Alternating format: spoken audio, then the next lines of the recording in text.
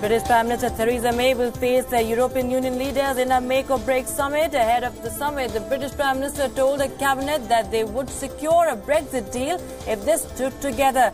EU leaders will give Theresa May a tough reception in Brussels. They are expected to warn her to rally support at home for the Brexit deal on offer or be cut loose without one in March. The sticking point remains the thorny issue of the Irish border.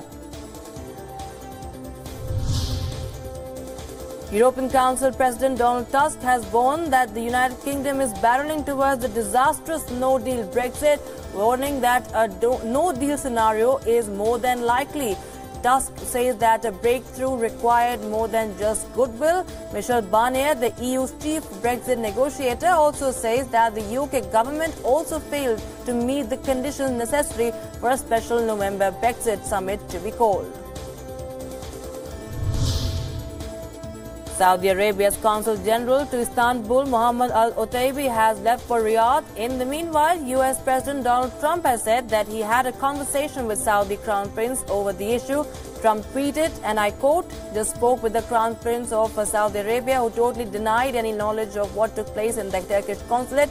He was with Secretary of State Mike Pompeo during the call and told me that he has already started and will rapidly expand a full and complete investigation into the matter. Answers will be forthcoming shortly," unquote. Turkish Foreign Minister says that Turkey had not received a confession from Saudi Arabia regarding the disappearance of journalist Jamal Khashoggi. The Foreign Minister says US Secretary of State Mike Pompeo will bring more information on the issue when he arrives in Turkey after a visit to Riyadh. An estimated 200,000 Congolese migrants forcibly returned from Angola to the Kasai region of Congo over the past 2 weeks. The mass exodus followed an expulsion order issued by Angola, ordering Congolese migrants to leave the country. Most of those forcibly expelled were migrant workers who were working in the mining sector. The African Charter on Human and People's Rights prohibits such expulsions. Chinese President Xi Jinping held talks with visiting King of Norway, the fifth in Beijing, the Harald V in Beijing. The President and the King agreed to inject fresh impetus into the China-Norway relations. In the new era, they committed to writing a new chapter in the traditional friendship between the two countries. The President and the King witnessed the signing of bilateral cooperative agreements.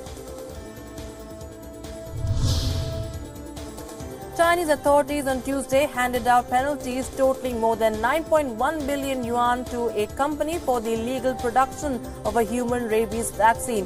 The Changchun Shangsheng Life Sciences Limited violated China's laws and regulations on drug management and production supervision in producing a human rabies vaccine.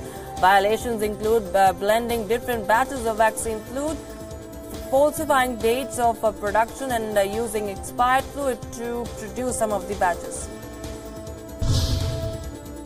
6 people were killed and about 80 injured when a train derailed near the Moroccan capital Rabat. The train derailed on the busy coastal line connecting the capital to the commercial hub of Casablanca.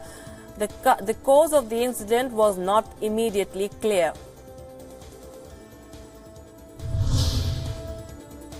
Residents of southern French towns struck by flash floods started cleanup operations. At least 3 people are still missing after some of the worst flash floods in a century, devastating towns and villages in France's southwestern Aude region.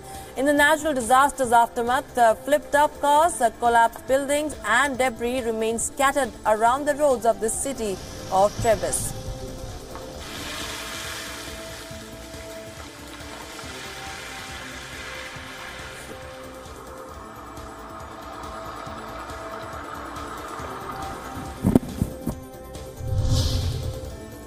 Rising floodwaters in part of central Texas have prompted evacuations. The region received up to a foot of heavy rainfall in the past 24 hours. Northwestern of Austin, fast-moving waters of the Colorado River swept up large pieces of debris and property, including a wooden deck, and sent them crashing into Marble Falls. Authorities have opened the floodgates of the Maxstock Dam as rain continues to fall.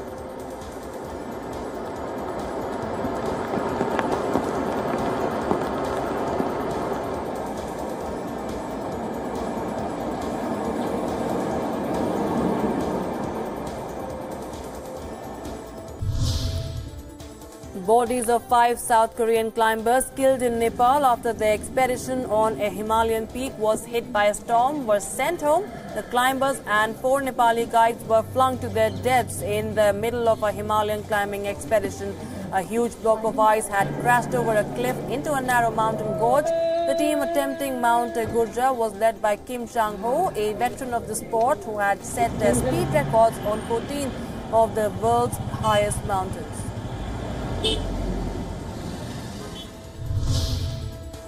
A Ukrainian Su-27 Air Force fighter crashed during a training exercise, killing both the pilot and the co-pilot. One of the pilots killed was a U.S. citizen. The 2 pilots, the other of whom was Ukrainian, were the only people on board. The crash took place during the Clear Sky 2018 multinational air drills involving military personnel from 8 foreign countries, including Britain, the Netherlands, Poland and Estonia, that started last week.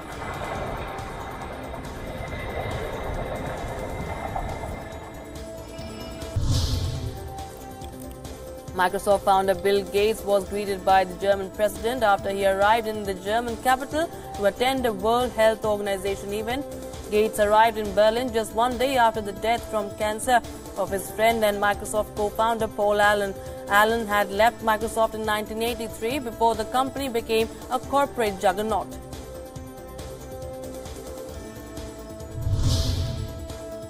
The International Committee of the Red Cross mourned the death of 24-year-old midwife Hawa Mohammed Liman. She was abducted and killed by her Islamist captors and said it had refused to pay a ransom for her release.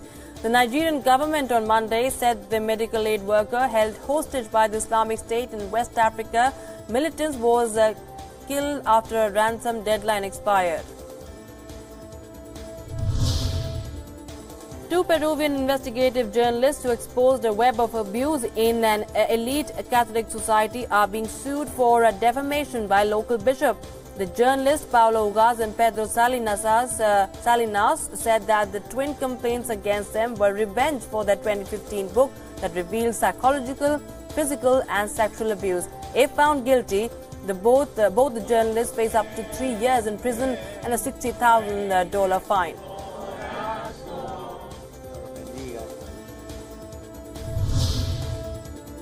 Ahead of next month's U.S. midterm polls, Facebook will ban false information about voting requirements and fact-check fake reports of violence or long lines at polling stations. The latest move addresses a sensitive area for the company, which has come under fire for its lax approach to fake news reports and disinformation campaigns. Remember, many believe the laxity affected the outcome of the 2016 presidential election in the United States that were won by Donald Trump. The Sabrimala shrine in the Indian state of Kerala is set to open its gate to women of menstruating age for the first time after the Supreme Court verdict last month. The gates are scheduled to be reopened at 5:30 p.m. Indian Standard Time, but tension is mounting at Sabrimala with devotee bodies, Hindu organizations and various political outfits gearing up for a show of strength against the move to implement the Supreme Court verdict.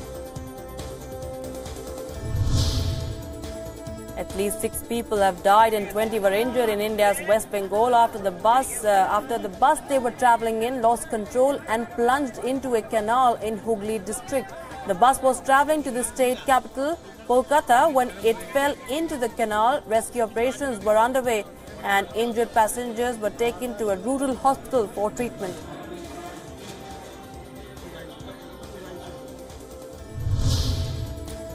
At least 72 people have been tested positive for Zika virus in India's northwestern tourist city of Jaipur. This raises fears that the virus is spreading just ahead of peak tourist season. Known for its palaces and museums and deserts close by, Jaipur is a big draw with both foreign and Indian tourists. The case reported over a period of 24 days have set an alarm bell has sent alarm bells ringing in the state, and authorities have been taking special measures to contain the outbreak.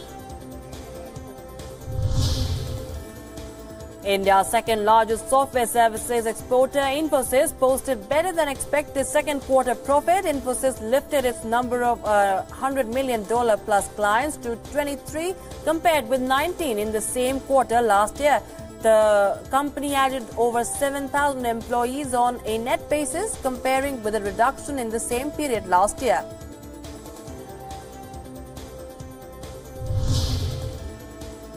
Six little-numbered balls could yield someone a fortune as a record $600 million jackpot goes up for grabs in the United States. The new jackpot, which eclipses the previous high-end, follows an 11-week winless streak for the top prize of the Mega Millions lottery. Tickets for the lottery are sold for $2 each in kiosks, supermarkets and gas stations in 44 United States states, the District of Columbia and the Virgin Islands.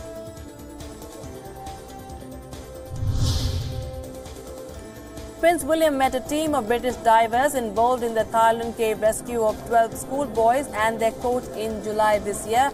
The rescuers were part of an international team of diving and caving experts that assisted Thai Navy SEALs to safely extract the group who had been trapped inside the Tham Luang cave for more than 2 weeks.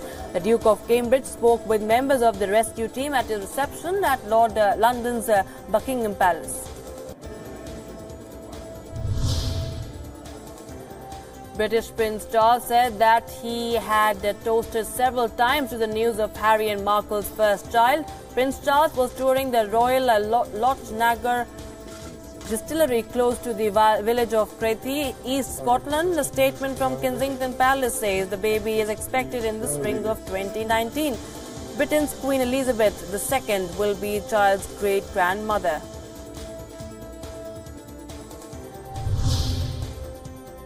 High winds in England's Peak District drew a waterfall into reverse in an incredible display captured on video. Strong gusts of wind sent water spraying up the cliff of Kinder Downfall in the north of England, showing just how the natural world can sometimes turn itself on its head.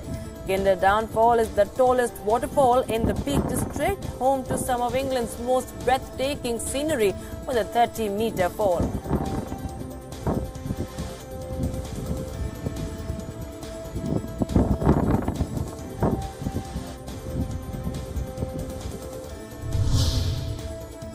A robot was questioned by a British Select Committee for the first time in a discussion focused on the fourth industrial revolution. Pepper, the robot, sat at table alongside robotics students at the committee meeting and answered several questions on the value of technological innovation and the role of robots in a classroom. Pepper was envisaged as a robot for care of the elderly, but has been adapted to teach with children.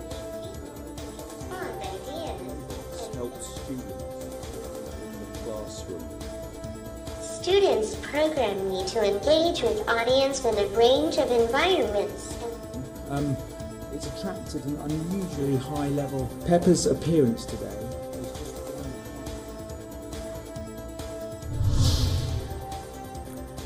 British billionaire Richard Branson was honored with a star on the Hollywood Walk of Fame. Branson, who is in race to take tourists up to the stars as part of his group's space ventures, joked, and I quote, "We're obviously hoping to go up to the stars, but in the meantime, it's very nice to have a star here on Earth," unquote. Branson also said that his Virgin Group would suspend its discussion with Saudi Arabia's Public Investment Fund over a planned $1 billion investment in light of the disappearance of Saudi journalist Jamal Khashoggi.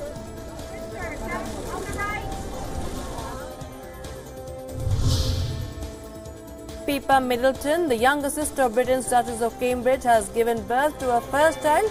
Pippa has given birth to a boy.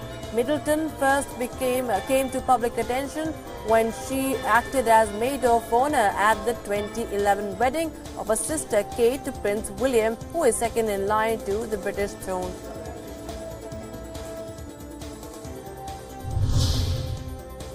Indian entrepreneur Nisha Bora has accused actor Nanita Das's father Padma Bhushan Jatin Das of sexually harassing her in his studio in Khidki village in Delhi.